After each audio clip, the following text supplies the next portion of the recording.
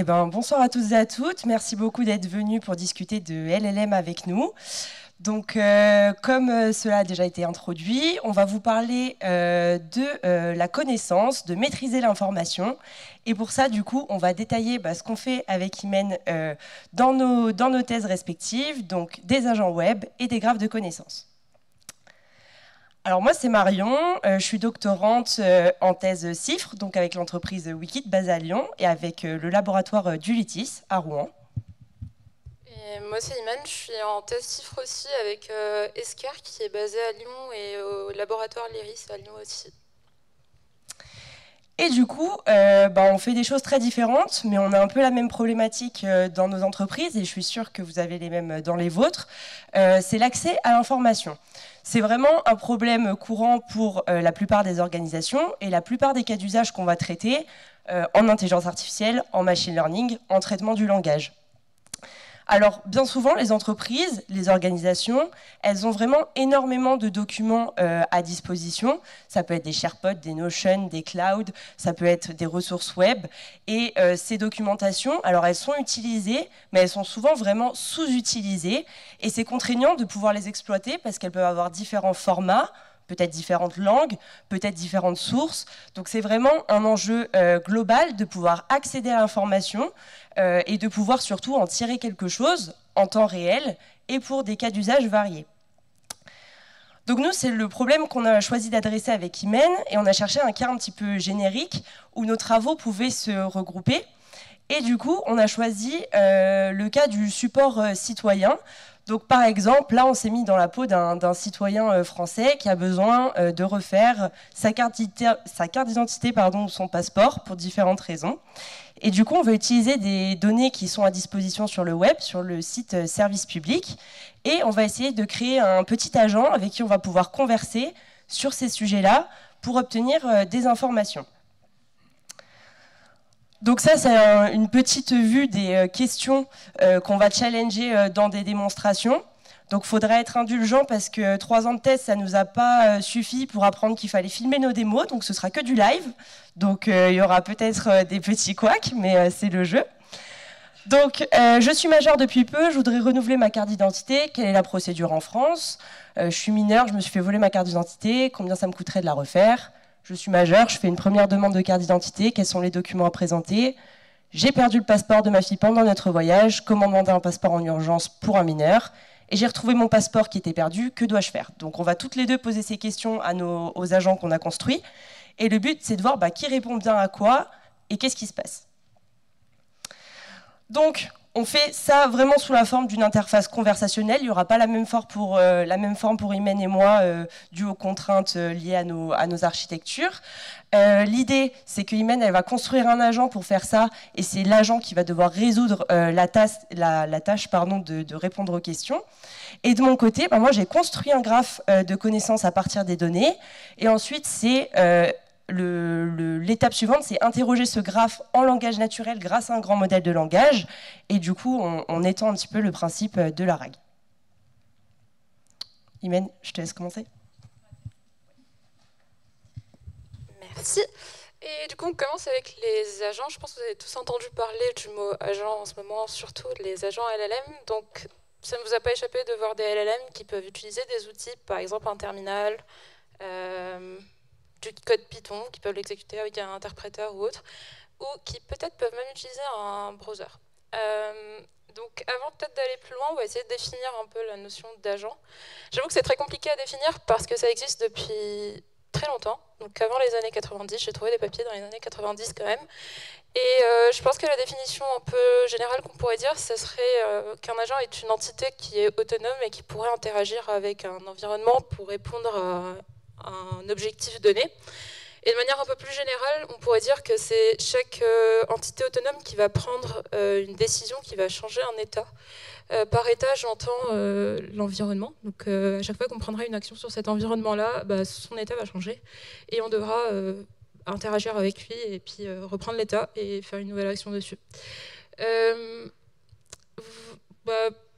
Alors, il faudrait peut-être faire la différence du coup entre un LLM et du coup un agent. Donc les LLM, les réseaux de neurones qu'on peut entraîner avec du RL, de l'apprentissage supervisé, ou n'importe quel algorithme, donc même un if-else, parce qu'à l'époque c'est ce qu'on utilisait, peuvent être en fait les moteurs de l'agent. Donc c'est un peu comme le cerveau de notre agent, et puis l'agent va avoir des outils et il va récupérer donc l'action du modèle de langage ou autre, et va l'exécuter et il va s'occuper de tout ça. Donc des exemples très connus d'agents, bien les IA qui jouent, donc celles qui jouent par exemple aux échecs, les robots qui ouvrent des tiroirs et qui sortent les paquets de chips, ça aussi c'est des agents. Et aujourd'hui particulièrement, on va juste s'intéresser aux agents qui naviguent sur les pages web. Donc ça va être des agents qui vont faire exactement ce que vous faites sur votre ordinateur.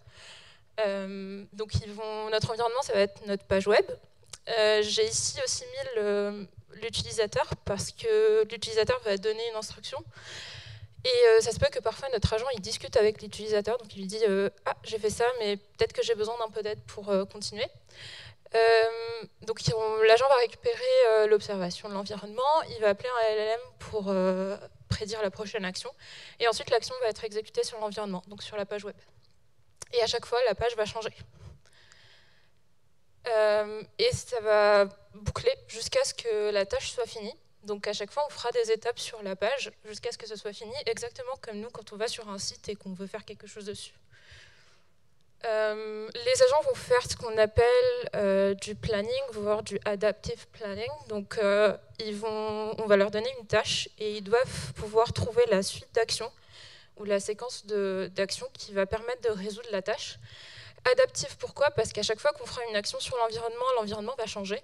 Et quand il change, il faudra réévaluer son plan et trouver la prochaine meilleure action pour pouvoir finir sa tâche. Donc, pour que ce soit un peu plus clair, donc comment est-ce qu'on va représenter la page web pour que le LLM puisse la comprendre? Donc, en général, on a trois grandes représentations. Donc, le DOM que vous connaissez tous, les screenshots que vous connaissez aussi, et il y a une troisième représentation qui est assez sympa, ça s'appelle l'Accessibility Tree. Donc c'est une sorte de DOM qui est un peu simplifié pour de l'accessibilité, donc ça contient pas mal de descriptions textuelles des éléments, et du coup c'est beaucoup plus petit que le DOM et beaucoup plus intéressant pour un LLM. Donc c'est ce qu'on va utiliser dans la démo d'aujourd'hui. Voilà. Maintenant, qu'est-ce que c'est que les actions? Donc les actions, ça va être vraiment des actions qu'on fait avec la souris et le clavier.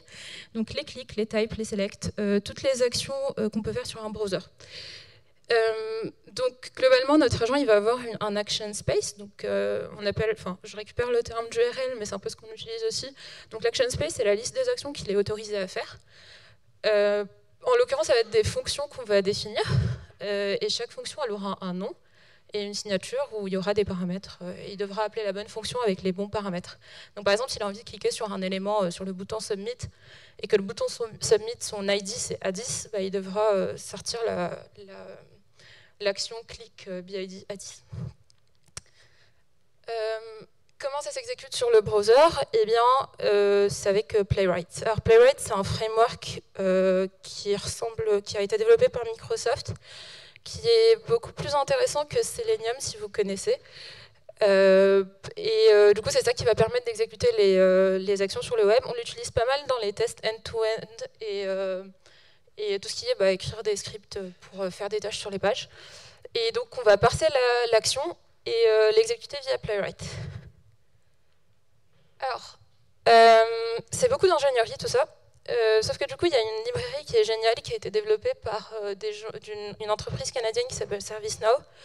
La librairie s'appelle BrowserGym, donc si vous connaissez Gymnasium, pour ceux qui ont déjà fait du URL dans leur vie, eh bien ça c'est l'équivalent mais pour les browsers. Donc il y a pas mal de benchmarks qui sont déjà dedans.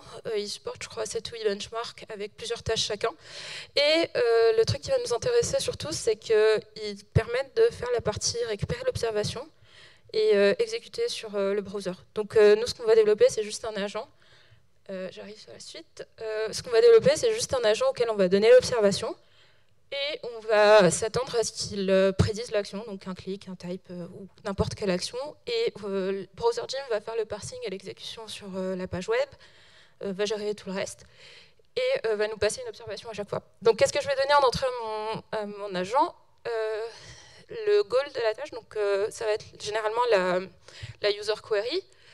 la représentation de la page, donc comme je disais tout à l'heure, l'accessibility tree. Je crois qu'il y a aussi une information qui est les tables qui sont ouvertes actuellement, l'action space et l'historique des interactions, donc tout ce qu'il a fait avant. On appelle le LLM, on récupère l'action et ça va boucler jusqu'à la fin de la tâche. La fin de la tâche, ça sera quand, dans notre use case bien particulier, ça sera quand l'agent répondra à l'utilisateur final. Donc quand il enverra une action send message to user, on verra nous la réponse et il va s'arrêter. Ce que je vous ai pas aussi dit, c'est que je l'ai pas codé cet agent en fait. C'est juste que les gens de BrowserGym, ils avaient un agent de démo qui était très bien fait et je l'ai repris et voilà. Je vous le montre aujourd'hui, il est dispo publiquement, donc si vous voulez le tester, ça sera possible aussi. Donc petit détail, donc il y aura un appel LLM par étape. La tâche va contenir probablement plusieurs étapes, au moins une. Ça va contenir beaucoup plus, mais voilà. Et aussi, l'agent, il est complètement fait en zéro shot, donc il n'a aucune idée du site sur lequel on va interagir.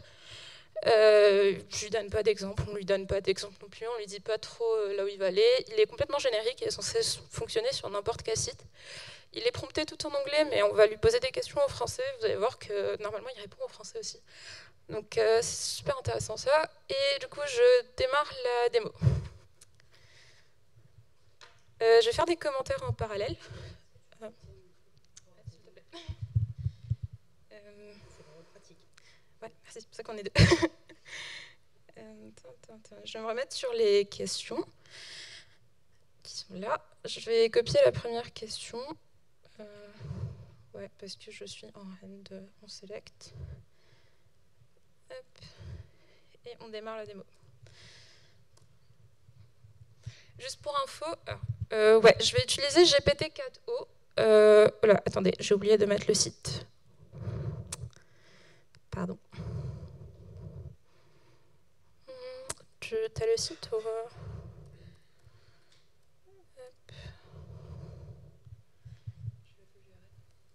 je vais chercher. Elle est dans la présentation. Ok, j'ai dans la présentation et j'ai oublié.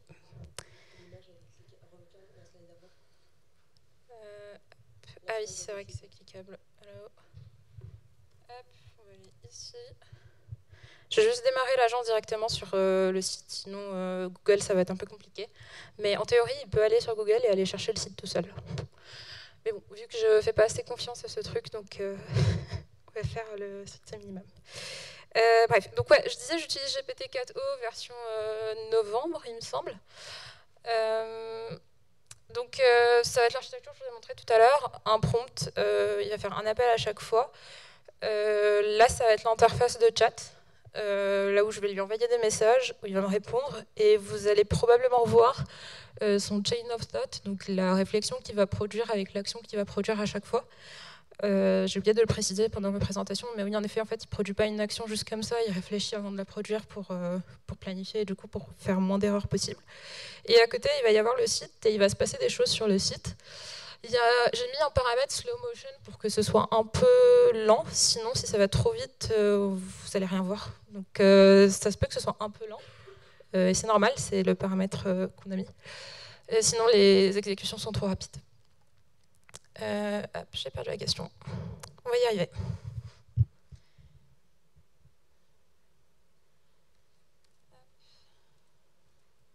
vais juste mettre ça en fond. Et let's go. Ok, on commence avec la première question. Je suis majeure depuis peu et je voudrais renouveler ma carte d'identité. Quelle est la procédure en France? Donc il va bien sur je suis majeure. Renouvellement de la carte d'identité. Donc là, vous ne voyez rien, mais lui, il voit des trucs. Est-ce qu'il va scroller ou pas? Je ne sais pas. C'est un peu le... Ah, il a déjà répondu. Oui, vous voyez rien, c'est normal. Parce que il a répondu, donc il a dit en fait, il nous a dit tout ce qu'il a vu dans la page ici. Donc les étapes qui sont là. Pourquoi est-ce que vous ne voyez rien? C'est parce que j'utilise du coup l'accessibility tree, et l'accessibility tree ici, en fait, la page, elle existe déjà. Donc il a déjà toute la page en entier. Donc si je vais à droite, si je fais mon clic droit, inspect, et que je vous montre l'accessibility tree, Je vais la trouver où? Ouais, je sais plus où elle est. En tout cas, elle est là quelque part, mais c'est peut-être là. Ah oui, elle est là, pardon. Donc elle est là. Là, vous voyez pas grand-chose parce que tout est fermé. Donc, ah oui, j'ai oublié de dire que ça se basait sur les ARIA attributes, donc c'est pour ça qu'il y a le texte. Enfin bref. Mais en tout cas, voilà, le DOM, il est complètement là. L'accessibility tree, bah, c'est pareil. Et du coup, bah, visuellement, on voit pas toute la page, mais lui, il a accès à toute la page, et donc c'est pour ça qu'il a répondu. Et du coup, c'est assez bête comme réponse, mais il a donné tout ce qu'il a vu sur la page. Donc, si je veux qu'il réponde avec plus de détails, je peux lui demander quels sont les documents à fournir.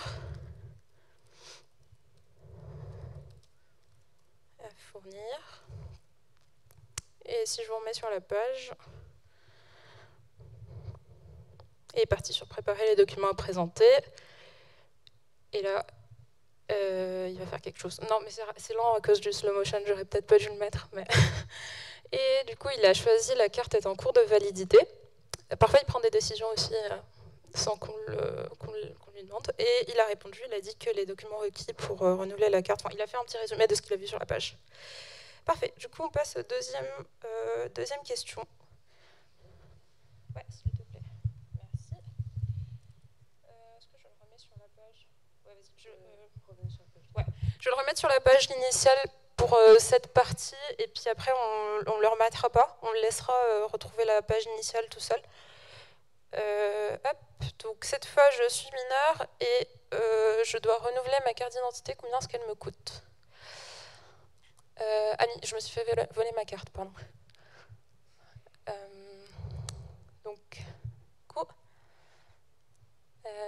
il va prendre une décision, donc soit chercher en Guyane, soit chercher cas général. J'aurais préféré qu'il me demande quelle décision prendre, mais je crois qu'il va vers la réponse la plus probable, qui est cas général. Donc il avait l'info, donc il n'a pas cliqué dessus, vous ne l'avez pas vu, mais encore une fois, il avait l'info parce qu'il a accès à l'accessibilité tuée, et donc il sait bien que c'est 25 €. Et si vous voulez valider la réponse, eh ben oui, c'est bien 25 €. Troisième question. Ok, cette fois, on va essayer de le laisser. On va lui demander de repartir d'ici. Donc, je ne vais pas le remettre sur la page initiale. Et on va découvrir ce qu'il va faire. Je ne sais pas ce qu'il va faire. Je ne sais jamais à quoi m'attendre. Il a ouvert une nouvelle page. Bon, voilà. Je ne savais pas qu'il allait faire ça. Et il est tombé sur I am not a robot. Ah oui, très drôle. Ah oui, quoi? Ok, je sais vraiment pas ce qui s'est passé. Ok, je savais pas que ça allait arriver en live. Il est parti. Oh, pardon. Non, mais de toute façon, il fait son taf, hein, il continue. Il a utilisé la barre de recherche. D'accord. Carte d'identité majeure, première demande. En effet, c'est bien ça. Et préparer les documents. Donc là, il va prendre une décision. Donc, est-ce qu'on a un passeport valide? Est-ce qu'on a un passeport périmé? Ou est-ce qu'on n'a pas de passeport? Il va décider à notre place. Donc, il dit que probablement la personne n'a pas de passeport. C'est la réponse la plus probable. Mais l'idéal, ça aurait été qu'il revienne vers l'utilisateur et qu'il lui demande est-ce que votre passeport est valide ou pas. Mais c'est pas grave, il a fait ça, donc il a répondu. Grosso modo, on sait que les réponses là sont bonnes. Il a juste récupéré ce qu'il y a dans la page et il l'a résumé. Voilà, bon, j'ai découvert avec vous ce qu'il pouvait faire aujourd'hui, donc bon. On passe à la prochaine question. Donc j'ai perdu le passeport de ma fille pendant notre voyage. Comment demander un passeport d'urgence pour un mineur à l'étranger? Je vais peut-être pas prendre le risque cette fois, je vais le remettre sur la page. Ouais, je sais pas ce qu'il fait un peu, donc on va le remettre sur la page de passeport, je crois. C'est la deuxième page, c'était celle des passeports. Donc c'est état civil. Ah oui, c'est là. Ok, on va le remettre ici. J'espère qu'il va pas cracher parce que le contexte length est énorme. Je suis sur la même conversation depuis tout à l'heure. Ah oui, pardon, j'oublie tout le temps. Je suis sur la même conversation depuis tout à l'heure, donc il a tout l'historique des messages. Je ne sais pas s'il supprime une fois qu'il a répondu ou pas. Bon, on va voir. Donc,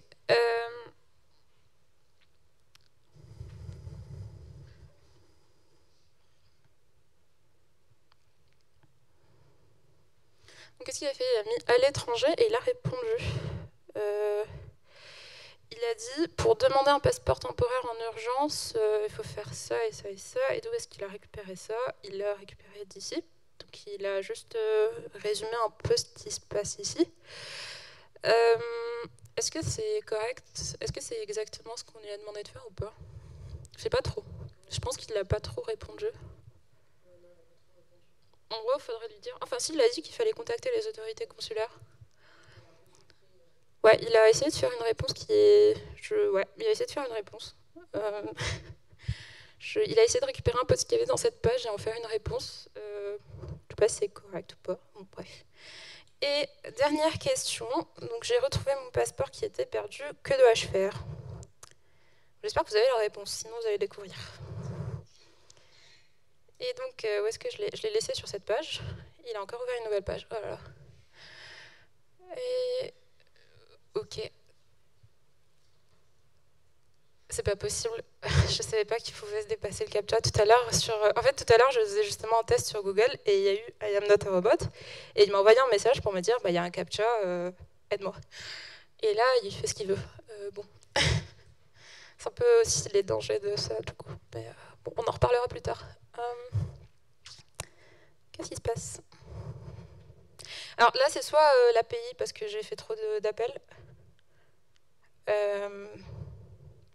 Soit il a bloqué parce que l'action est pas bonne. Je ne sais pas du tout. Je vais regarder les logs.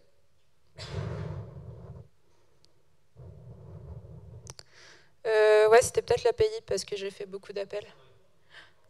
Ouais, il a écrit une phrase. Pardon, oula.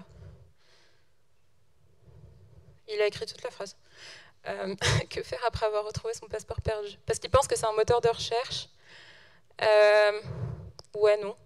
Et là, il répond, non, il répond pas, il dit qu'il n'a rien trouvé. Et il envoie un message, il dit, je n'ai pas trouvé d'informations précises sur le site. Ok, d'accord. Et grosso modo, si je le remets sur passeport, donc l'état civil, c'est où déjà? Oui, non, parce qu'il a ouvert une nouvelle page. Si je le remets ici, et que je repose la question, que va-t-il faire? Alors, donc l'utilisateur, il est en train de penser, il dit que l'utilisateur a reposé la question. Et donc, il va faire quoi? Pourquoi il a... Ouais, non, je crois que là, ça prend un peu de temps parce que j'ai dû faire beaucoup trop d'appels. En très peu de temps. Ah non, il a encore envoyé un message. Oh, il a dit, il veut pas. Bah, en vrai, il veut pas répondre. Il dit que tu es en train de me reposer la question alors que tu me l'as déjà posée. Je t'ai dit que j'avais pas trouvé d'infos, alors arrête. Bon, bah voilà, il veut pas répondre. Je le découvre en même temps que vous, donc voilà. Et c'était tout pour ma démo. Je te passe la main, Marion. Hop.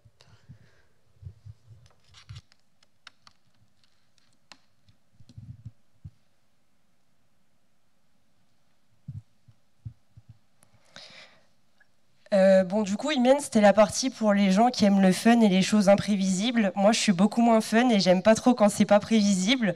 Donc, je vais vous parler de graphes de connaissances.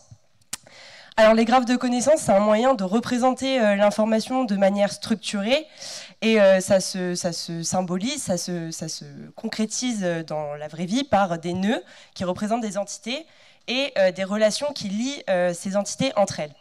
Donc, on a l'impression qu'on ne manipule pas ces objets au quotidien, et pourtant, vous le faites tout le temps. Si vous utilisez par exemple Google comme moteur de recherche et vous tapez Tour Eiffel, les premières infos que vous avez sur la droite en résultat, c'est des données structurées issues du graphe de Google qui aident à améliorer les recherches. Pareil sur Wikipédia, vous allez à nouveau sur la page par exemple de la Tour Eiffel. À droite, vous avez des informations un peu sous forme de tableaux structurés. Donc ça, c'est la version structurée de Wikipédia qui s'appelle Wikidata et qui est une banque open source de données structurées.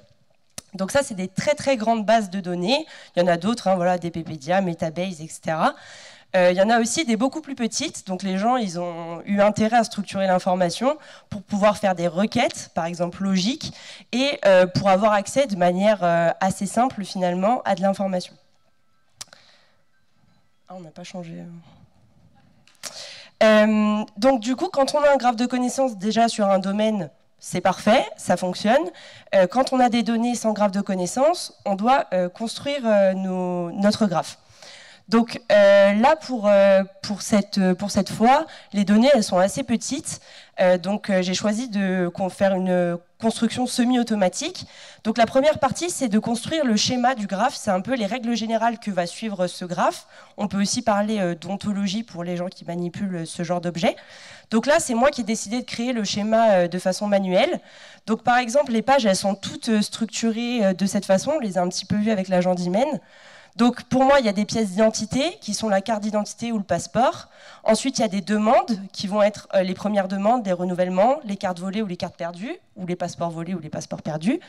Ensuite, il y a des étapes. Donc les étapes, ce sera quand on a des numéros comme ça, parce qu'il faut les faire dans l'ordre. Et on a certaines pages où il n'y a pas de numéros. Donc j'ai appelé ça des informations, parce que finalement, on peut les suivre dans l'ordre qu'on le souhaite. Donc ça, c'est mon schéma. J'ai tout implémenté dans Neo4j parce que c'est une solution open source, simple d'accès et visuelle. Donc c'est vraiment très pratique et c'est vraiment très robuste pour l'industrie. Et l'idée après, c'est d'appliquer un script du coup, qui va automatiquement récupérer les données des pages web et remplir les individus de mon graphe. Donc au final, si je vous montre rapidement ce que ça fait dans Neo4j, ça ressemble à quelque chose comme ça. Donc par exemple, là j'ai ma carte d'identité et on voit quand j'ai une carte volée, quand j'ai une carte perdue. Et si après je déballe un petit peu, j'étends mon nœud, je peux voir en fait toutes. Donc là c'est des informations, donc elles ne sont pas numérotées. Et si je prends autre chose, les premières demandes, je crois que c'est des étapes. Voilà. Là, je vais un peu pousser parce que c'est le bazar, il y a beaucoup de monde. Hop là. Si je me mets en grand, peut-être que je vois mieux. Voilà, là on voit que du coup j'ai bien des étapes qui ont elles un numéro. Donc je peux me balader dans mon graphe et si je veux des informations, du coup je dois faire des requêtes qui vont ressembler à ça. Donc ça c'est le langage Cypher qui est vraiment spécifique au framework de Neo4j. Alors, quand on a des données qui sont plus grandes, on ne s'amuse pas à faire le schéma manuellement. Hein, c'est quelque chose qui est très pénible. Il y a des gens à qui c'est le métier et ils sont très forts. Ça s'appelle des linguistes ou des ontologistes. Moi, ce n'est pas mon métier. Donc, si j'ai besoin de faire ça automatiquement sur des grandes données, j'utilise des méthodes automatiques. Donc, par exemple, j'en ai proposé dans mes travaux de thèse qui s'appuient sur des techniques d'ontologie learning. Et du coup, on va faire différentes étapes. Donc, on va préprocesser le texte pour le nettoyer, pour prendre que les parties qui nous intéressent. On va chercher à extraire les termes d'intérêt. On va les conceptualiser. Donc, par exemple, ordinateur, laptop, PC, je peux dire que c'est exactement la même chose ou je peux choisir de dire que c'est des concepts différents. Je vais aller chercher les relations qui lient ces concepts. Et enfin, je vais essayer d'extraire des axiomes. Donc, les axiomes, ça va être les règles générales qui vont régir mon ontologie ou mon schéma du graphe. Donc là, ici, j'ai pas eu besoin de ça. Mais ça existe quand on a des données, c'est pour vous projeter sur vos cas d'usage à vous, quand les données sont plus grandes. Alors, j'ai pris un exemple qui n'était pas dans les questions qu'on s'était posées avec Imen pour être sûr qu'on ne m'accuse pas de triche. Donc, quelle est la première étape à réaliser pour renouveler sa carte d'identité quand on est une personne majeure et en France? Donc moi, j'ai mon graphe. Si je n'ai que mon graphe, je suis obligée d'aller maîtriser du coup le langage Cypher et de savoir écrire la requête. Alors, c'est pas bien compliqué, mais on va pas demander aux gens de savoir faire ça, aux communs des mortels. Donc, vous voyez que je lui demande l'étape numéro 1, parce que j'ai dû dire, voilà, première étape. La demande, c'est un renouvellement. Le lieu, c'est en France. La personne, elle est majeure. Et c'est pour une carte d'identité. Si j'exécute cette requête sur le graphe, en sortie, je vais avoir quelque chose comme ça, donc c'est toujours pas du texte, c'est un format qui est structuré, ça ressemble un peu à du JSON par exemple, et du coup, moi, ça me dérange pas de lire ça, mais c'est pareil, un utilisateur, une utilisatrice un peu lambda, on va pas lui demander d'aller fouiller dans du format JSON pour extraire l'information. Donc nous, ce qui nous intéresse dans notre cas d'usage, c'est d'avoir en entrée du langage naturel et en sortie du langage naturel aussi. Et c'est là qu'on va utiliser le LLM qui va nous servir d'élément de traduction finalement. Donc on va passer de la phrase utilisateur-utilisatrice en langue naturelle à une requête Cypher exécutable finalement sur mon graphe. Donc pour faire ça, j'utilise des techniques de prompting. Et en sortie, c'est pareil, le résultat qu'on a vu tout à l'heure, je vais m'en servir comme d'un contexte pour faire ce qu'on appelle de la RAG, donc c'est de la génération augmentée de récupération. Donc l'idée, c'est d'au lieu de demander directement une réponse à un grand modèle de langage, je lui fournis moi les éléments de réponse et je lui demande juste de me formuler une réponse qui va être agréable pour l'utilisateur, l'utilisatrice, en fonction du contexte. Donc cette première partie où on récupère les informations, c'est l'étape qu'on appelle retrieval, la recherche d'informations. Et l'étape ensuite où on va fournir une réponse, c'est l'étape de génération. Donc là, c'est typiquement une architecture de type RAG, où on a remplacé la base de données textuelle représentée en forme vectorielle en un graphe de connaissances. Donc ça, c'est l'exemple des prompts que j'ai utilisé pour la première partie. Donc pour passer de la phrase utilisateur en langue naturelle à la requête en Cypher. Donc finalement, ça ressemblerait à une traduction. Mais cette traduction, elle a des petites limites. C'est que la syntaxe du Cypher, elle est assez simple. Par contre, le schéma de mon graphe, il est très différent d'un graphe à l'autre. Et si je ne précise pas quel est le code de mon graphe, quels sont les nœuds que je peux appeler, les relations que je peux appeler, les propriétés que je peux appeler, mon LLM, il va tout halluciner et il n'y a aucune de mes requêtes qui va s'exécuter. Donc si dans Cypher, il commence à me parler d'une pièce d'identité qui serait le permis bateau, et que moi, il n'y a aucune pièce d'identité qui s'appelle permis bateau dans mon graphe, mon contexte, il sera toujours vide, et là, c'est un problème. Donc pour faire ça, on met la petite mise en contexte du grand modèle de langage, on lui donne son instruction, et on lui dit d'utiliser le schéma du graphe fourni. Donc le but, c'est lui préciser quels sont les types de nœuds, quelles sont les propriétés des nœuds, et quelles relations il peut utiliser entre ces nœuds-là. Donc là, il a toutes les informations finalement pour me rédiger des requêtes qui sont valides sur le graphe concerné. Donc il y a une limite évidente à ça, c'est les très grands graphes qui ont des très gros schémas. Évidemment, je ne vais pas du tout pouvoir utiliser ce genre de choses, mais avec les contextes, aujourd'hui, les tailles des contextes que supportent les LLM, je peux quand même aller sur du graphe assez gros. Donc ici, c'est forcément très petit pour l'exemple, mais en entreprise, c'est très bien supporté. J'obtiens ma requête, donc là, qui est générée par le LLM, sans souci. Je l'exécute. Donc là, c'est le résultat en entier que j'obtiens une fois que j'ai exécuté la requête. Donc j'ai son numéro, son nom et toutes les informations liées à cette étape. Et du coup, je finis par un prompt qui demande au LLM de me générer une jolie réponse en utilisant les informations. Alors comme je suis vraiment pas fun, je lui dis que si le contexte il est vide, il doit dire je suis désolé mais je n'ai pas la réponse à votre question.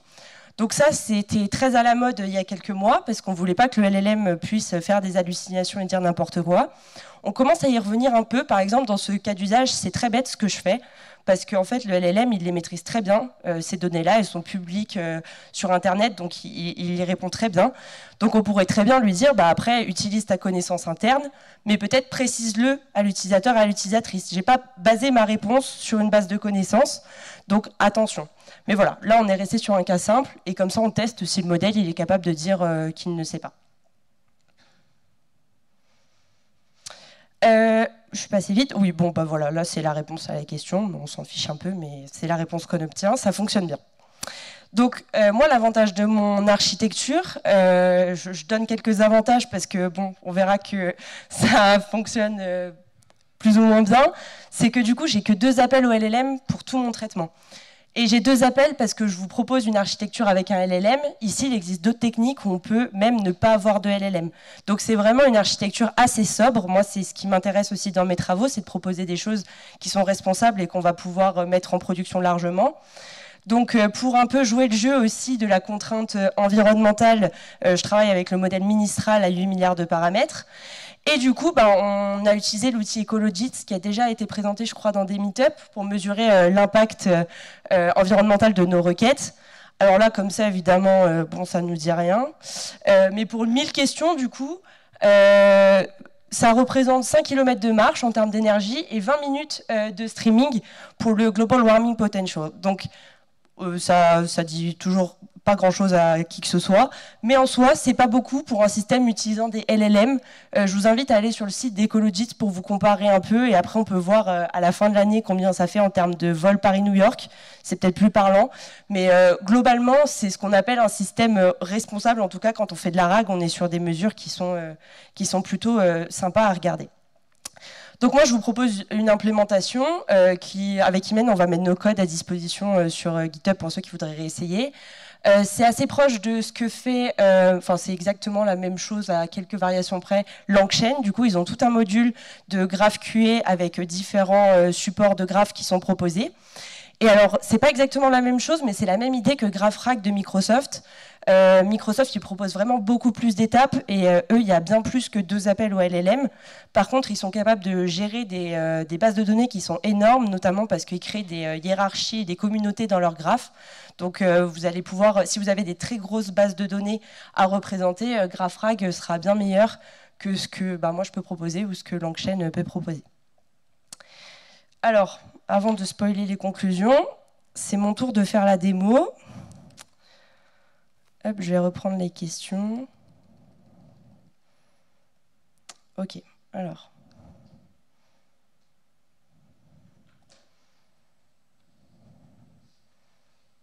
J'ai pas trop fait d'efforts sur l'interface, je suis vraiment désolée.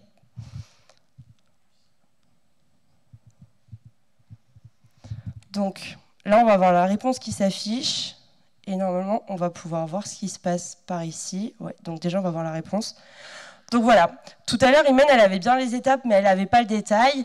Donc moi, là, j'ai pu avoir et les étapes et le détail pour ce qui concerne la carte d'identité. Donc ça, c'est toutes les étapes.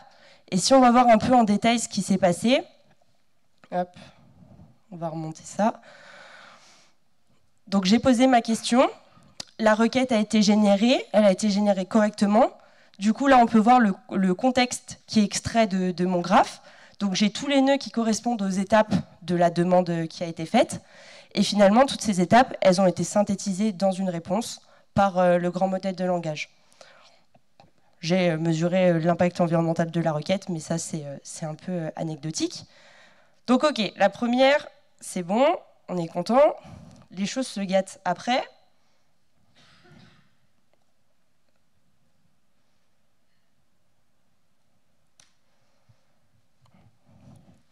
Alors là, il ne peut pas me répondre. Donc, qu'est-ce qui s'est passé ? Si je regarde, donc je suis mineur, je me suis fait voler ma carte d'identité, combien ça me coûterait de la refaire ? Là, du coup, carte volée, personne mineure, mais en fait, on n'a pas renseigné l'endroit où c'était, on ne sait pas si c'est en France ou à l'étranger. Du coup, finalement, je me retrouve dans les pages d'accueil du site, et je ne me retrouve pas directement dans les étapes et dans les informations. Donc en fait, avec les informations, il me dit qu'il n'a pas la réponse parce qu'en fait, il n'y a pas assez de détails dans le contexte, il n'a pas les informations, donc il me dit très vite « je ne sais pas ». Donc celle-là, pour pouvoir répondre correctement, il me manque une étape où je demande de préciser l'information qui me manque pour pouvoir répondre à la question. Hop.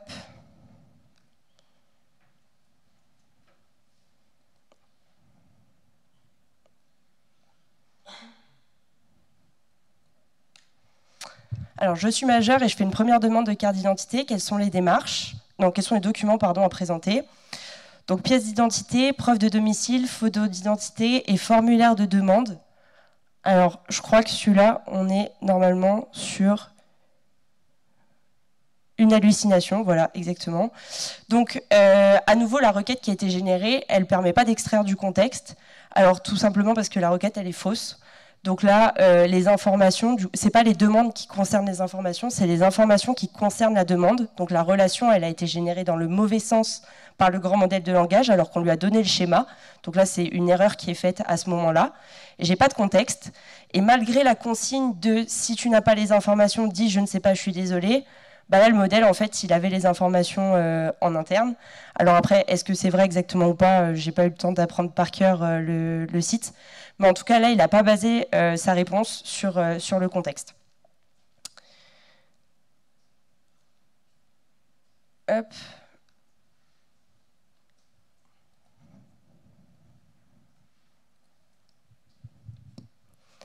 Alors, j'ai perdu le passeport de ma fille pendant notre voyage. Comment demander un passeport? Donc là, ça marche plutôt bien. Pour demander un passeport en urgence, j'ai toute la procédure. Donc, je dois présenter les documents. Il me donne les frais, le délai, et je dois être présent sur place. Donc là, il n'y a pas de souci. Il a bien utilisé les informations qui étaient présentes dans son contexte. La requête avait été correctement générée. Donc, on est dans un cas standard qui déroule. Et du coup, la dernière question, on l'a mise avec Imen pour mettre un peu en avant une limite évidente du graphe. Ça, en fait, l'information, elle n'est pas sur la page, elle est dans la FAQ. Donc moi, je n'ai pas utilisé la FAQ pour construire mon graphe. Donc cette information-là, moi, il n'a aucun moyen de la voir. Elle n'est pas présente dans le graphe que je vous ai montré. Donc là, voilà, il n'a bien pas les informations. Il me dit bien qu'il ne peut pas me répondre. Par contre, mon contexte, il n'est pas vide parce que j'ai généré une requête qui était trop générique et du coup qui a matché énormément de choses. Là, en fait, j'ai ressorti toutes les demandes qui concernent les passeports perdus pour un passeport, donc qu'on soit majeur, mineur, en France ou à l'étranger. Donc ça fait beaucoup de choses. Mais du coup, ça ne répondait pas à la question. Donc, il a préféré pas me répondre. Donc, c'est très bien. Donc, il y a plein de limites à ça. C'est un petit démonstrateur. C'est juste pour montrer que, en fait, il faut vraiment plein de petits bouts à rajouter parce que c'est quelque chose de assez fixe. Et finalement, le LLM, il est très bon pour générer la réponse, mais générer la requête, c'est une tâche beaucoup plus dure que ce qu'on penserait. Moi, je m'attendais à ce que ce soit une tâche que le LLM résout très bien. Et dans mes travaux, on a démontré qu'utiliser de la liaison d'entités et des patterns de requête, donc des choses assez fixes, fonctionnait bien mieux qu'utiliser un grand modèle de langage. Et ben parce que, en fait, c'est très dur pour lui de générer la requête correctement. Ça demande beaucoup de réflexion, finalement, que ce que n'a pas le grand modèle de langage. Donc il faut aller soit vers du fine-tuning, soit au moins vers du few-shot prompting pour avoir plusieurs exemples et pour l'aider à générer correctement son résultat.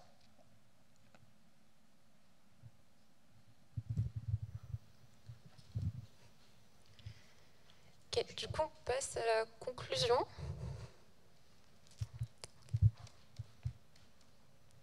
Ah, on y est. Donc, on vous a présenté deux manières d'interagir avec une source d'information. Donc, la source d'information, c'était les sites du service public. Pour un cas d'usage, on aurait par exemple un citoyen qui se pose des questions sur comment renouveler ses pièces d'identité. Et bien sûr, chacune de nos approches a ses avantages et ses inconvénients. On a essayé d'en lister quelques-uns. Et si je commence par les trois premières, donc par exemple, l'agent web, il met énormément de temps à répondre comparé à l'agent que Marion a développé, enfin, ou son approche, du coup, je ne sais pas si tu veux utiliser le mot agent ou pas, mais je peux utiliser le mot agent pour parler de ton approche. Ok, d'accord, donc son agent aussi. Son approche, elle utilise juste 2 appels LLM à chaque fois. C'est plutôt rapide, l'exécution du graphe est plutôt rapide, donc on a la réponse quasi, pas instantanément, mais c'est assez rapide. Par contre, l'agent web, il doit interagir sur la page, donc il doit faire des choses. Il faudra repenser l'UX si un jour on voudra les utiliser pour faire justement du QA avec des utilisateurs, parce que ce serait très bizarre de ne pas voir ce que l'agent fait et d'attendre 30 secondes ou 1 minute le temps qu'il réponde. On avait aussi un autre inconvénient un peu à l'agent web, c'est que parfois les réponses n'étaient pas forcément très bonnes, parce qu'il résumait ou il rentrait pas trop dans le détail. Parce que peut-être la question n'était pas assez... on ne lui a pas demandé dans son prompt de rentrer dans le détail. Mais l'agent qu'avait fait Marion est plutôt... lui, par contre, répond en détail vu qu'il a toutes les infos dans son graphe. On avait aussi un avantage au Web Agent qui était que la source d'information, on est en train d'y accéder dynamiquement, donc on interagit avec. Donc on n'a pas vraiment besoin de faire un pré-processing du site ou quoi que ce soit pour que l'agent s'adapte et l'utilise, contrairement au graphe de connaissances où il fallait quand même mettre toutes les informations dedans pour que les réponses puissent sauf s'il utilise sa connaissance interne, bien sûr. Voilà. Ensuite, sur question robustesse et reproductibilité un peu de tout ce qu'on a fait. Moi, j'avoue que pour ma part, je sais que je m'attends toujours, je sais jamais à quoi m'attendre quand je fais des démos. J'ai beau essayer plusieurs fois le même prompt, le même site, mais les réponses vont être difficiles. Par exemple, l'histoire du I'm not a robot qui clique dessus, ça, j'avais jamais vu ça avant, mais bon, voilà. Donc, on a pas mal de problèmes de reproductibilité avec l'agent web. Vraiment, on sait vraiment pas à quoi s'attendre. Ça va aussi dépendre du site. Parfois, les sites changent. Ça va dépendre aussi du LLM qu'on utilise. Donc voilà. Et par contre, pour le graphe, ce qui était cool, c'est que c'est bien figé en fait. Quand la requête est bien faite, bah, on a toujours les mêmes informations, elles ne vont pas changer. Il faudra juste mettre à jour les informations dans le graphe, j'imagine, si jamais elles sont mises à jour dans le site source. On avait une deuxième chose qui était que pour la partie graphe de connaissances, il fallait quand même passer du temps à construire le graphe. Donc je pense que Marion, c'est la pas trop amusée, mais elle l'a fait quand même. J'avoue que pour moi, j'ai rien fait. Donc j'ai pris le site et ça fonctionnait. Et par contre, pour nos deux approches, on arrive quand même à avoir une trace de tout ce qui s'est passé. Donc on peut remonter dans le temps et voir un peu ce qui s'est passé pour arriver à la réponse finale. Dernier point.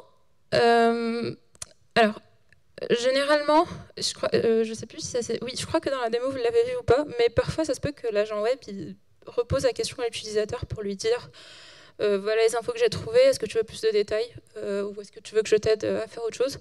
Donc je sais plus trop si on a vu ça pendant la démo ou pas, mais en tout cas, voilà. Par contre, avec l'approche de Marion, c'était pas le cas, mais je pense que c'est juste une histoire de prompt. Genre, tu aurais pu demander à ton agent de répondre peut-être. Alors ouais, mais du coup c'est des perspectives dans mes travaux de test parce que du coup c'est ce qu'on appelle du multi-tour conversational agent et c'est pas si évident de reformuler la requête à partir d'une requête qui marche pas. Donc pour l'instant c'est on verra plus tard parce que c'est pas si évident que ça. Enfin ça se résume pas à changer le prompt. La tâche de reformuler la requête elle est assez compliquée donc c'est vraiment un frein pour la partie. Toute la partie correction, j'ai le même problème de toute manière de mon côté. Quand l'agent rentre dans une certaine trajectoire et commence à faire des étapes et que la trajectoire n'est pas bonne, bah, c'est un peu compliqué de se corriger, de revenir en arrière. Voilà. Dernier point, mon approche est vraiment très coûteuse, je ne vous le cache pas. J'ai utilisé un gros modèle parce que les petits modèles, ça ne marche vraiment pas. Je crois qu'on essaye de faire des choses dans le monde de la recherche en ce moment, mais on n'y est pas encore. Grosso modo, pour que ça fonctionne, il faut que le modèle il ait des capacités de raisonnement qui sont très bonnes. Parce que c'est comme ça qu'il arrive à faire de la planification et c'est comme ça qu'il a un common sense qui est assez bon et qu'il arrive à s'adapter à des sites qu'on ne connaissait pas forcément. Et du coup, ça marche beaucoup mieux avec les gros modèles. Quoique ça marche avec O3 Mini. Donc bon, je retire un peu ce que j'ai dit, mais grosso modo, O3 Mini c'est bien parce que du coup il raisonne le modèle, donc voilà. Mais ça coûte un peu cher, donc ça fait beaucoup d'appels quand même pour répondre à une seule question. Ça a un impact environnemental qui est assez élevé, du coup. Contrairement à l'approche graphe de connaissances où c'est pas trop le cas, donc tu as utilisé des petits modèles, un Mistral 8B et puis 2 appels par question, c'est quand même beaucoup plus correct. Et donc voilà. Je crois que c'était tout pour nous. Voilà. Est-ce que vous avez des questions peut-être ?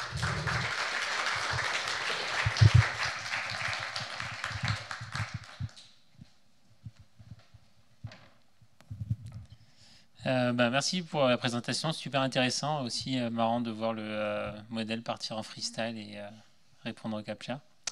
Moi je me posais la question du coup, parce que comme c'est pas le même LLM qui a été utilisé dans les approches, je me demandais si par curiosité vous aviez essayé d'utiliser un gros modèle aussi, mais pour l'approche Knowledge Graph, ou vous n'avez pas encore essayé. Ouais, du coup, je t'invite à lire mon manuscrit pour la répondre. Non, oui, je l'ai fait.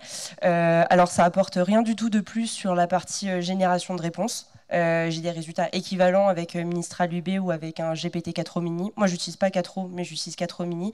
Et avec le contexte, ça change absolument rien à mes réponses.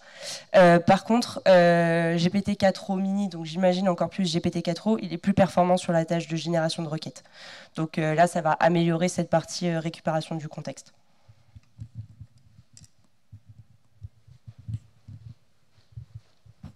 Moi, j'avais une question. Vous utilisez donc soit 4o mini, soit 4o. Vous parliez tout à l'heure du coût de la génération des étapes, de la réflexion qu'il a à faire pour faire ces différentes étapes. Est-ce qu'il ne serait pas intéressant d'utiliser des moteurs spécifiques, enfin des modèles spécifiques pour la génération d'étapes et après sur la génération de texte ou le traitement de texte, quoi. J'ai essayé ça peut marcher. En fait, c'est toute une question, est-ce qu'on décompose, est-ce qu'on décompose pas la tâche. Et grosso modo, si je résume ça comme ça, avec un seul LLM, ça marche. C'est beaucoup plus simple, l'architecture est beaucoup moins complexe. Et plus le modèle sera performant, donc par exemple tous les modèles tout récents, là, les DeepSeek et O3, etc., plus la performance de l'agent va être meilleure. Dès qu'on commence à élargir l'architecture, donc avoir un modèle qui planifie et un modèle qui fait l'exécution de la tâche, ça devient beaucoup plus complexe, il faut faire communiquer les deux. Et la plupart du temps, ça marche pas très bien. Donc pour les tests, j'ai fait pas mal de tests quand même depuis le début de ma thèse et on se casse un peu la gueule à essayer de faire des systèmes multi-agents et tout, et ça marche pas très bien. Je sais pas, l'hypothèse c'est la communication entre les agents qu'on fait pas très bien. Mais ouais.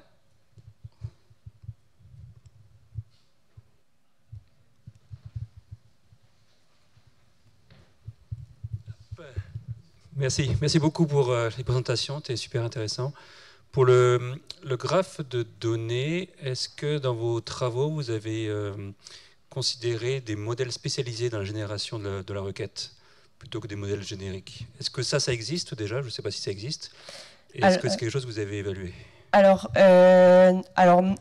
oui, ça existe. Non, je ne l'ai pas évalué. Parce que du coup, dans ma thèse, le fil rouge, c'est d'avoir des méthodes non supervisées et totalement réplicables et reproductibles pour différents cas d'usage.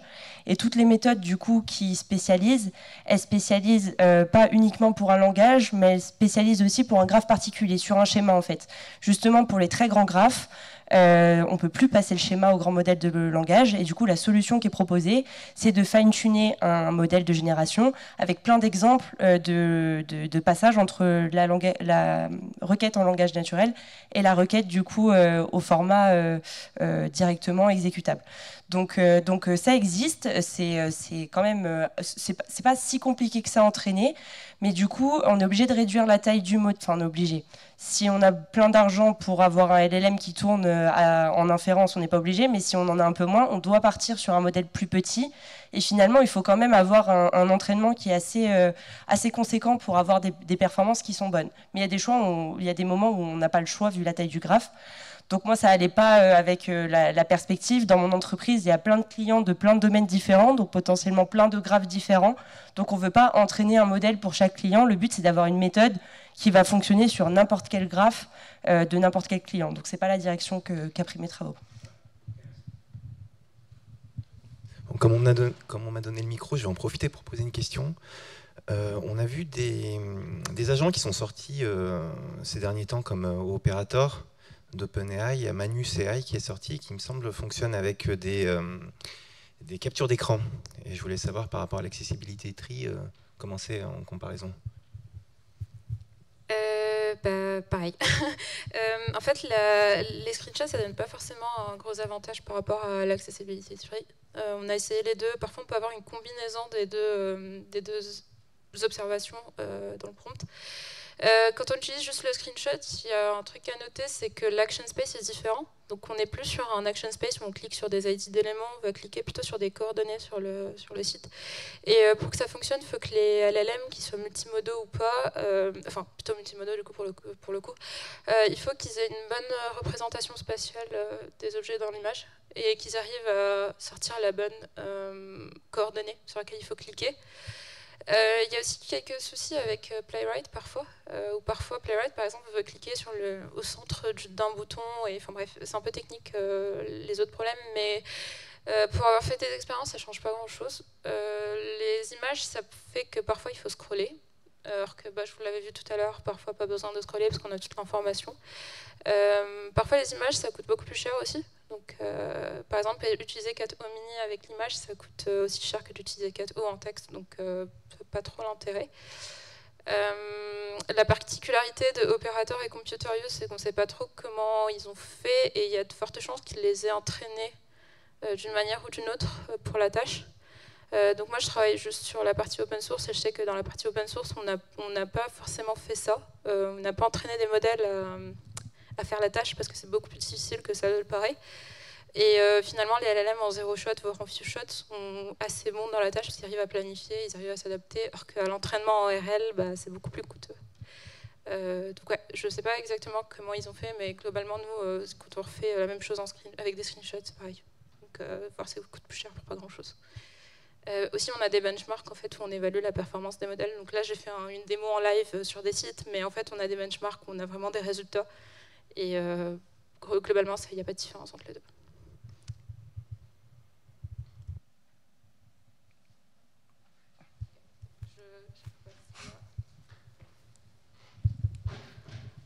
Merci pour la présentation, c'était cool. Deux questions assez naïves, du coup. Marion, c'est quoi l'intérêt d'utiliser un graphe de connaissances par rapport à une approche RAG sur le contenu textuel brut des pages web? Du coup, ça, j'ai pas très bien compris ça dans ta presse. Et deuxième question après pour Imen, du coup.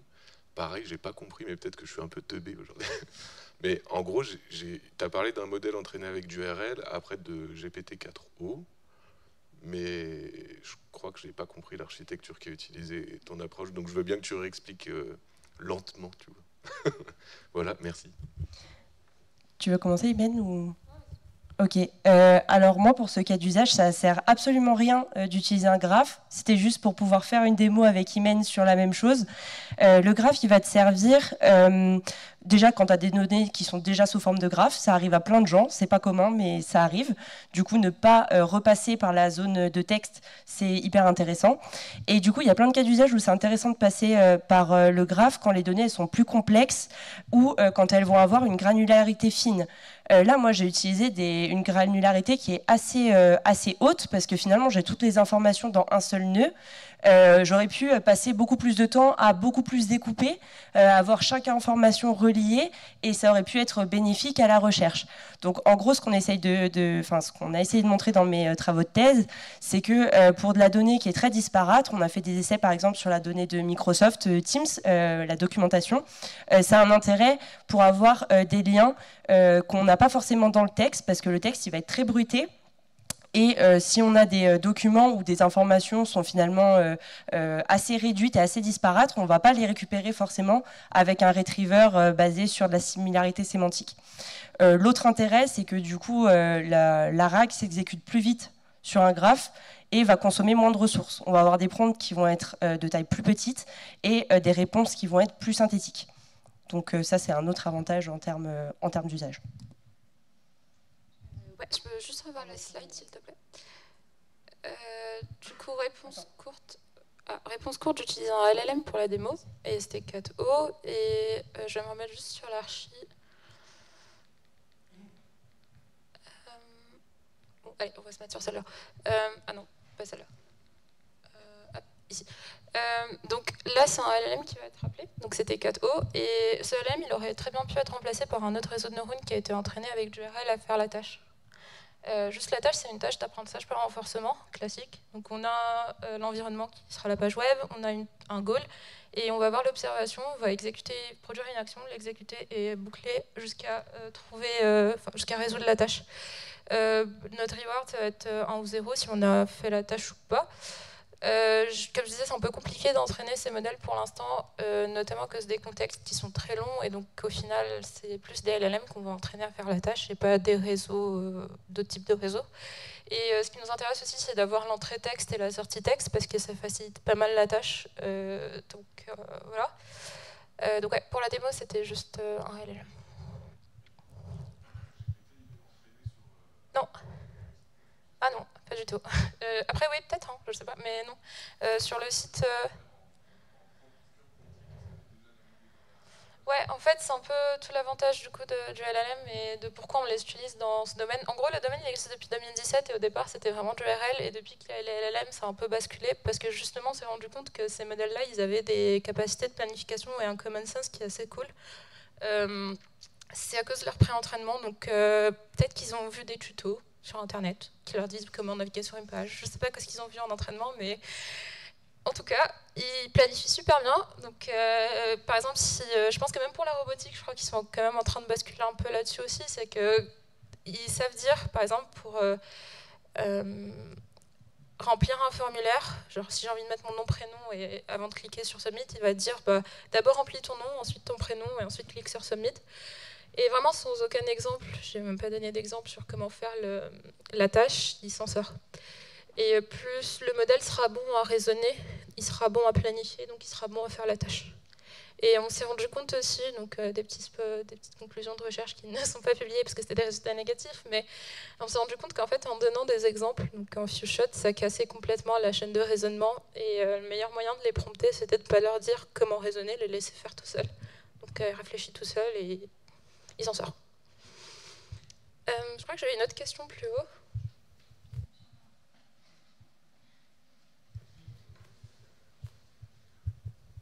Bonsoir. Bonsoir, merci beaucoup pour cette présentation très intéressante. J'avais une question pour Marion. Vous avez évoqué la difficulté pour le LLM à transcrire la question du langage naturel vers une requête pour requêter ce knowledge graph. Vous avez mentionné une alternative et en fait je ne l'ai pas très bien comprise. Est-ce que vous pourriez préciser ? Oui, bien sûr. Alors l'alternative, du coup, c'est utiliser ce qu'on appelle de la liaison d'entité des patrons de requête. Donc la liaison d'entité, c'est une tâche qui va chercher dans la requête de l'utilisateur et l'utilisatrice les entités qui sont présentes dans le graphe. Donc il y a plusieurs façons de faire ça. On peut faire ça par matching directement de caractères, donc c'est des mots égaux. On peut ajouter du fuzzy matching. Donc le fuzzy matching, c'est ce qui nous permet de faire des fautes d'orthographe, de mettre des majuscules, de mettre du pluriel, etc. On peut essayer de faire ça par similarité sémantique, ou on peut aussi utiliser un LLM pour faire cette tâche.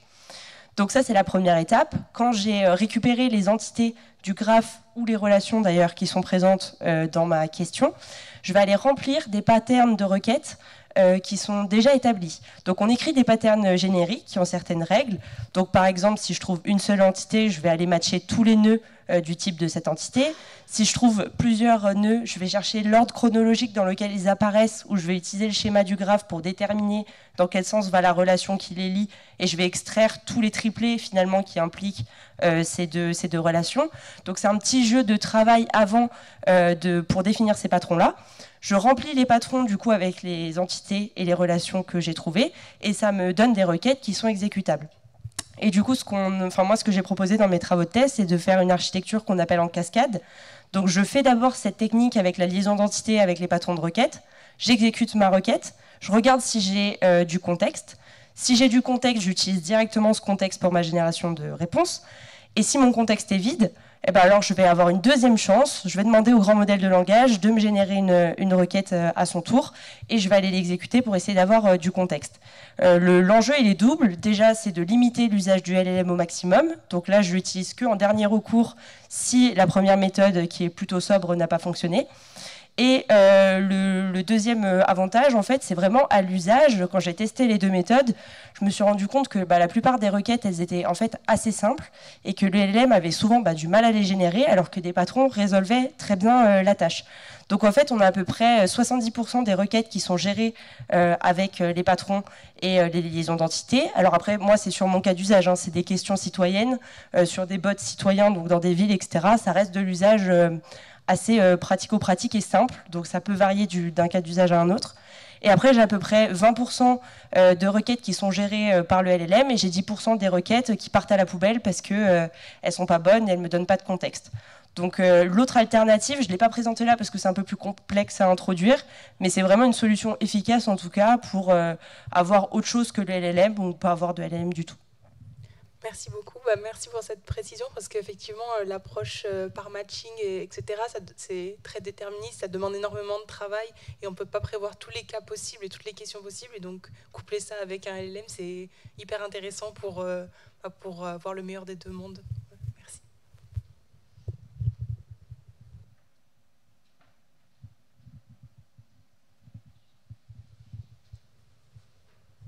Merci beaucoup. Donc moi j'avais encore une question pour Marion.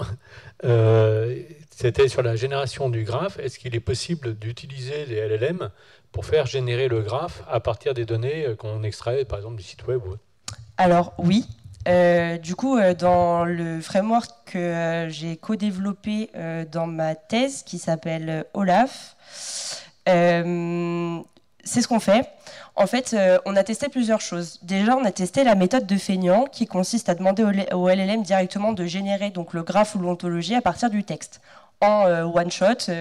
Voilà. Ça marche, hein. Il y a des choses qui sont bien, mais c'est très concis. Donc, par exemple, moi, je l'utilise pour générer des schémas. assez générique, ça marche bien, mais pour avoir des individus et quelque chose d'explicite, c'est pas suffisant. Le contenu, il est trop simple. Donc en fait, ce qu'on a allé faire, nous, ça, on l'avait proposé, je pense, le premier article, il doit dater de 2023, donc ça veut dire qu'il a été fait en 2022. Donc d'abord, on avait une approche avec plein d'algorithmes différents, mais qui n'étaient pas basés sur l'IA générative. Et du coup, on a allé mettre de l'IA générative dans chacune des petites briques qui sont là. Donc hormis le pré-processing, mais sinon, dans toutes les petites briques, on a proposé des solutions avec des grands modèles de langage. Et ça marche très très bien.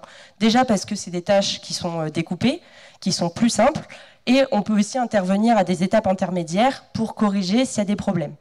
Donc je m'emballe un peu quand je dis que ça marche très très bien. L'extraction de termes, ça marche très très bien. L'enrichissement des termes, ça marche très bien. Les concepts, ça marche très bien. Le moment où ça pêche, c'est les relations. L'extraction de relations, dans la littérature, c'est vraiment un gros problème et je pense que ça va encore le rester un moment. Le LLM fonctionne mieux que les méthodes qui étaient là et qu'on pouvait utiliser, en tout cas non supervisées. Mais ça reste encore très limité. Donc aujourd'hui, moi, tous les graphes que j'ai construits automatiquement, il a fallu un humain derrière pour valider, soit pour enlever des choses, soit pour en rajouter. Donc ça dégrossit énormément. Hein. Je pense qu'au lieu de passer facilement plusieurs jours, voire semaines, on y passe du coup quelques jours ou une semaine. Donc ça dégrossit. Mais le LLM, pour l'instant, ne fait pas le travail en autonomie.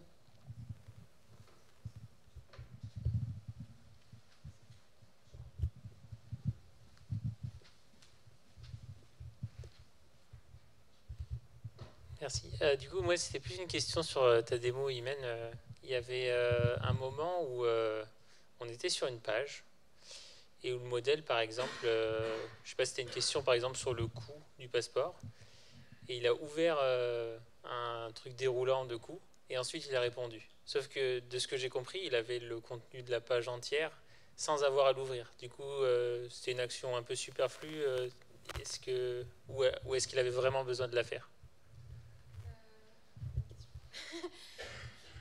Est-ce que c'est une action superflue ? Ouais, il n'a pas besoin de le faire en fait, vu qu'il avait déjà l'info dans son contexte. En vrai, l'accessibility tree, elle était dans son contexte, et c'est ça qu'il utilise un peu pour répondre, et c'est comme ça qu'il arrive à produire ses réponses. Ouais, qu'il l'ait faite ou pas, ce serait pareil. Je crois que j'avais déjà lancé une démo avant où il l'avait faite, avant de répondre, mais là, il l'avait.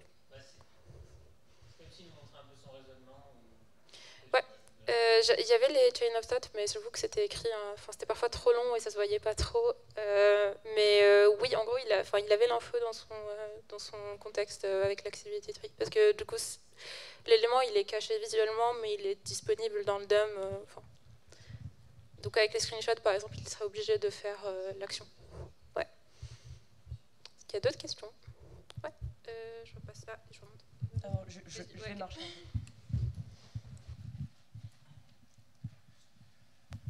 Alors c'est une question qui va sûrement s'adresser à toutes les deux.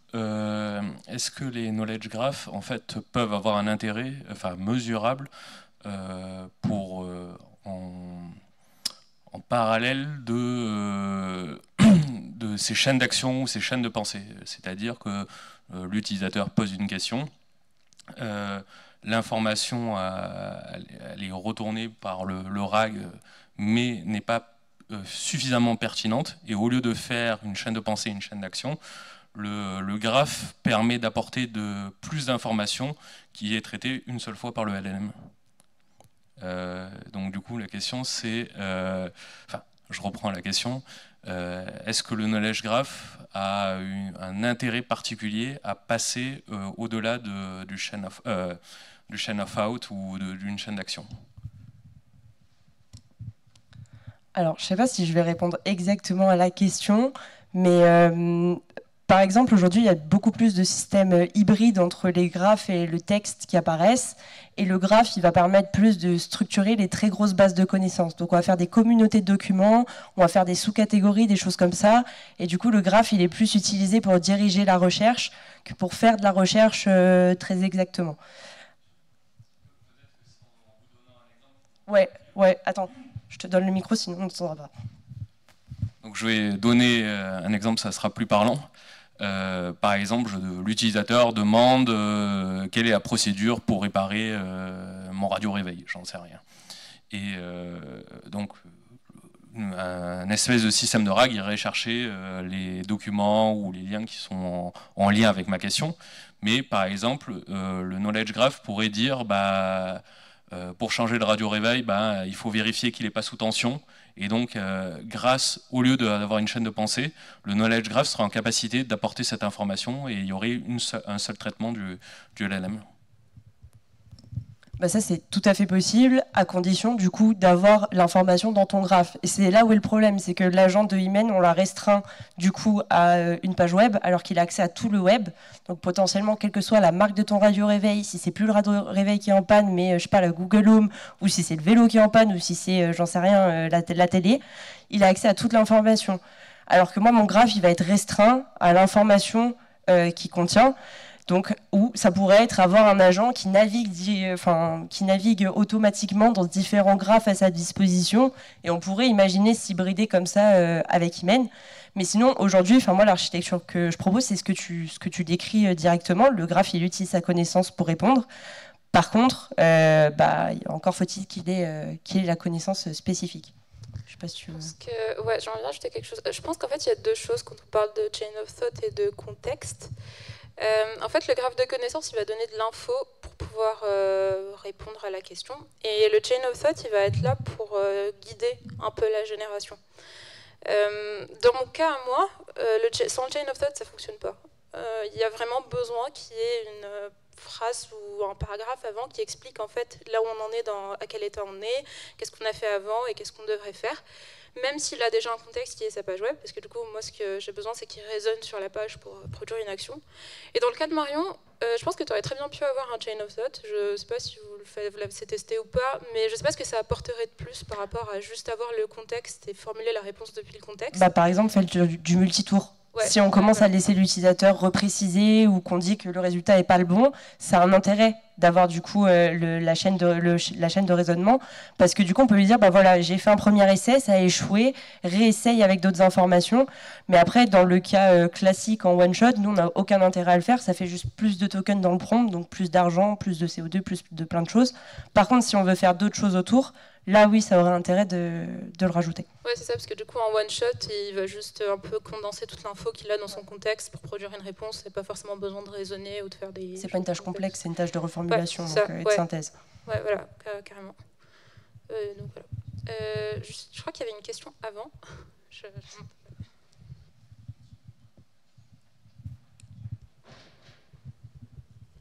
Imen, du coup, là, tu as un agent qui va naviguer de manière autonome. Est-ce que tu sais si dans ce type d'outil, il y a déjà des garde-fous qui sont mis en place pour éviter qu'il fasse n'importe quoi, genre se faire un compte Twitter et publier du contenu haineux, ou je sais pas, embaucher un tueur à gages. Est-ce que tu sais si c'est fait par l'instruction, le prompting, je sais pas.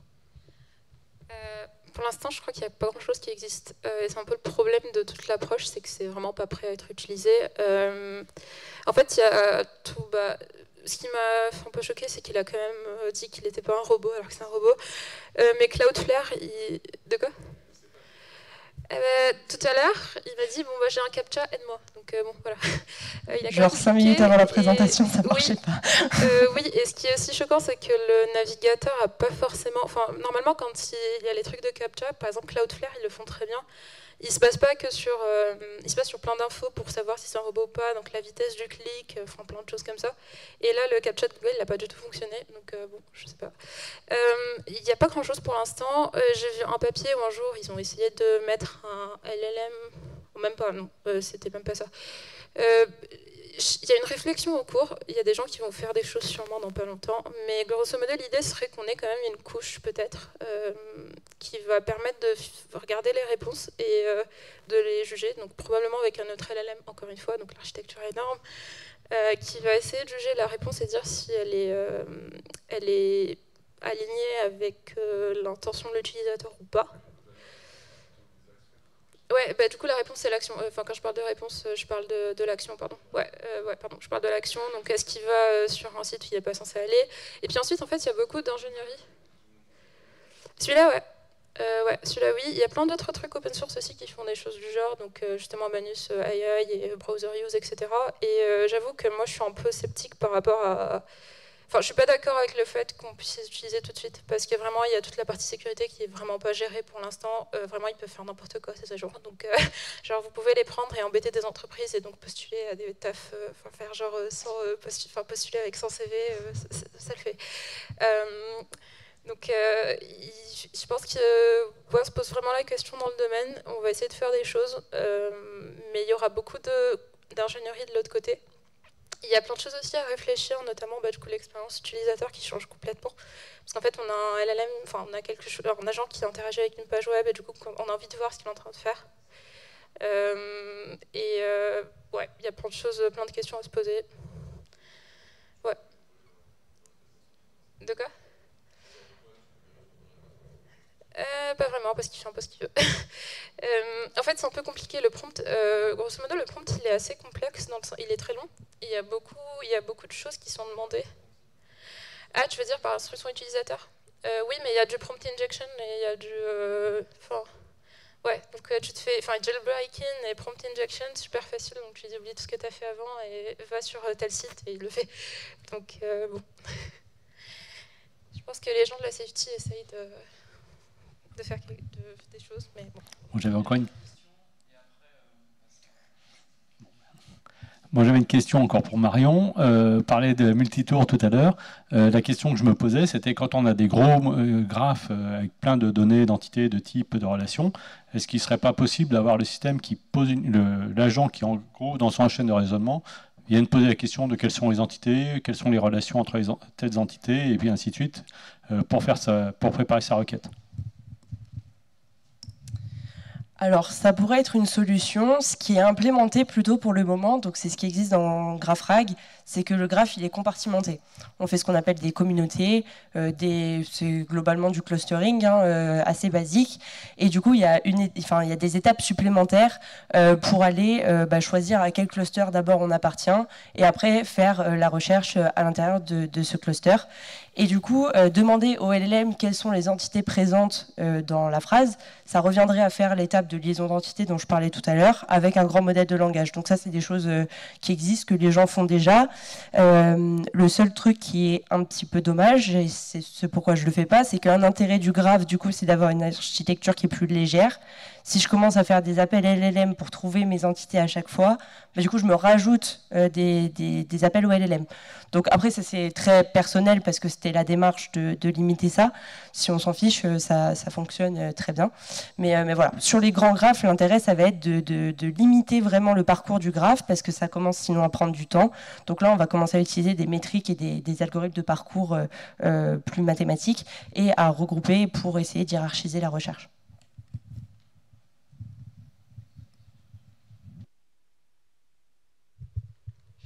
Merci pour vos questions. Si vous en avez encore, pas d'inquiétude, vous pourrez les poser juste après Aymen et Marion. Merci à elles donc, pour leur présentation de qualité. On peut encore les applaudir.